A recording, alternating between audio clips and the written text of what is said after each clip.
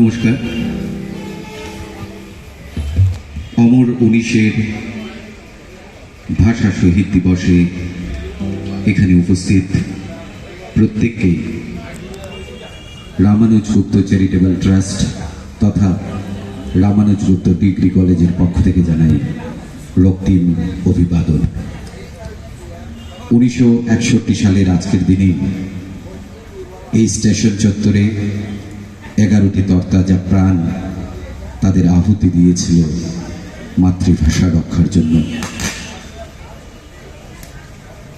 আজ 63 বছর পর তার মূল্যায়নের সময়, এবং এই সময়ে দাঁড়িয়ে আমরা যখন একটু ফিরে তাকাই তখন দেখি যে হয়তো অনেক ত্যাগই এখনো অপূর্ণ রয়ে গেছে। আজ রামানুজ গুপ্ত ডিগ্রি কলেজের পক্ষ থেকে আমরা ছোট্ট 5 মিনিটের একটি পরিবেশনা নিয়ে আপনাদের সামনে উপস্থিত হয়েছে। এখানে রামানুজ গুপ্ত ডিগ্রি কলেজের কয়েকজন স্টুডেন্ট, ছাত্রছাত্রী এবং আমরা শিক্ষক শিক্ষিকারা রয়েছি, এবং আমি ছাড়া বাকিরা এখানে যারাই আছেন সবাই কিন্তু নিজেদের পেশার সঙ্গে যুক্ত। তারা সেই অর্থে শিল্পী নন, তাদেরকে মঞ্চে আপনারা দেখেন না, কিন্তু আমরা মনে করি যে 19-এর বার্তা এটাই যে এখানে আজকের দিনে স্মৃতি তর্পণ হোক, এবং স্মৃতি তর্পণের উদ্দেশ্যে আমাদের এই মঞ্চে উঠে আসা। আমরা ছোট্ট একটি গানে কবিতায় অংশ আপনাদের সামনে পরিবেশন করব। আমরা প্রথমেই বলে রাখি, আমাদের ভুল ত্রুটি হবে, আপনারা নিজ গুণে মার্জনা করবেন এই কারণে, কারণ এখানে 2-1 আছে যারা বরাক উপত্যকায় নয়, অসমিয়া অঞ্চলেও থেকে বড় হয়েছেন, স্বভাবতই তাদের উচ্চারণগত নানা সমস্যা রয়েছে। এছাড়া এখানের আঞ্চলিকতা বাদে কিছু যে সমস্যা থাকে সেটাও রয়েছে। সব কিছু নিয়েই 19-এর আমাদের স্মৃতি তর্পণ শুরু করছি আমাদের অনুষ্ঠান 19-এর কথা।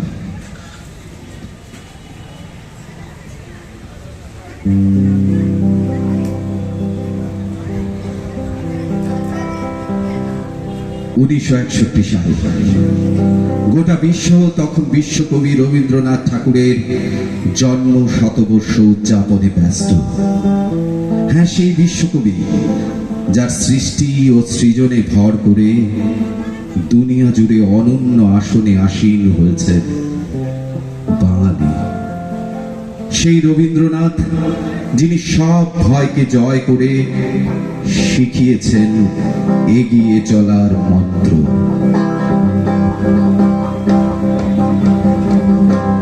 এবার তোর মরা ভাগে বান এসেছে, জয় মা বলে ভাষা করি। এবার তোর মরা ভাগে বান এসেছে, জয় মা বলে ভাষা করি। ওরে রে ওরে মাঝি, কোথায় মাঝি প্রাণপণে ভাই রাজে আজি। ওরে রে ওরে মাঝি, কোথায় মাঝি প্রাণপণে ভাই রাজে আজি।